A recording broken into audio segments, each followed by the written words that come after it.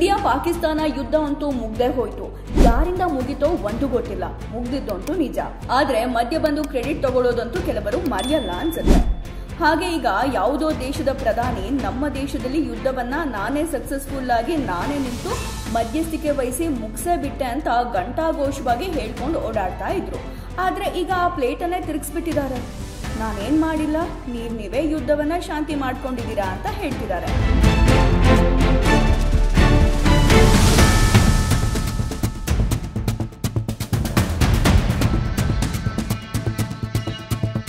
Modi is a fantastic man. I spoke to him last night. We're going to make a trade deal with Modi of India.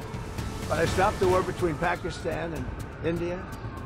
This man was extremely influential in stopping it from the Pakistan side, Modi from the India side, and others.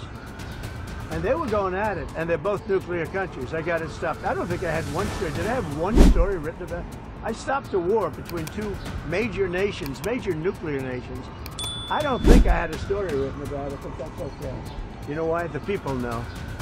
Bharat ಪಾಕಿಸ್ತಾನದ ವಿಷಯ ಅಂದ್ರೆ ಟ್ರಂಪ್ಗೆ ಏನೋ ಒಂಥರ ವಿಚಿತ್ರ ಆಸಕ್ತಿ. ಹೀಗಾಗಿ ಭಾರತ ಮತ್ತು ಪಾಕಿಸ್ತಾನದ ನಡುವಿನ ಸಂಘರ್ಷ ನಿಲ್ಲಲು ತಾನೇ ನೇರ ಕಾರಣ.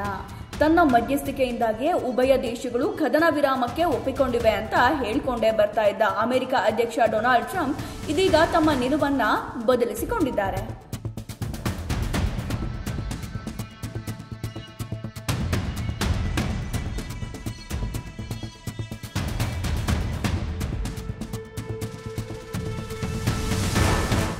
ಈ ವಿಷಯ ಎಲ್ಲ ಎಲ್ಲಿ ಮಾತಾಡಿದ್ರು ಅಂತ ಯೋಚನೆ ಮಾಡ್ತಾ ಇದ್ದೀರಾ? ಜಾಸ್ತಿ ಯೋಚನೆ ಮಾಡೋಕ್ ಹೋಗ್ಬೇಡಿ, ನಾವೇ ಹೇಳ್ತೀವಿ. ಮೊನ್ನೆ ಅಮೆರಿಕಾದಲ್ಲಿನ ವೈಟ್ ಹೌಸ್ಗೆ ಪಾಕಿಸ್ತಾನಿ ಸೇನಾ ಮುಖ್ಯಸ್ಥರಾದ ಅಸಿಮ್ ಮುನೀರ್ ಅವರನ್ನ ಊಟಕ್ಕೆ ಅಂತ ಕರೆದಿದ್ರಂತೆ. ಅಲ್ಲಿ ಟ್ರಂಪ್ ಅವರು ಮುನೀರ್ ಅವರಿಗೆ ಧನ್ಯವಾದ ಹೇಳೋ ಪ್ಲಾನ್ ಎಲ್ಲ ಆಗಿದ್ದು.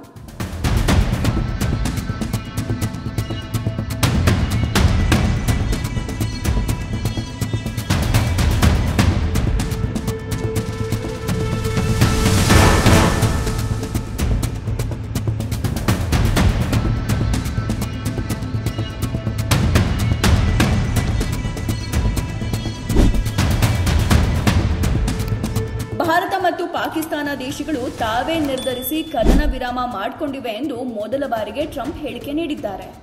ಜೊತೆಗೆ ಈ ಕದನ ವಿರಾಮದಲ್ಲಿ ತನ್ನ ಪಾತ್ರ ಇಲ್ಲ ಅಂತ ಹೇಳಿದ್ದಾರೆ. ಈ ವಿಷಯವನ್ನ PTI ಅನ್ನೋ ಸುದ್ದಿ ಸಂಸ್ಥೆ ವರದಿ ಮಾಡಿದೆ. ಪಾಕಿಸ್ತಾನದ ಸೇನಾ ಮುಖ್ಯಸ್ಥ ಅಸಿಮ್ ಮುನೀರ್ ಅವರಿಗೆ ಶ್ವೇತಭವನದಲ್ಲಿ ಬುಧವಾರ ಮಧ್ಯಾಹ್ನ ಏರ್ಪಡಿಸಿದ್ದ ಔತಣಕೂಟದ ಬಳಿಕ ಟ್ರಂಪ್ ಈ ಹೇಳಿಕೆ ನೀಡಿದ್ರು.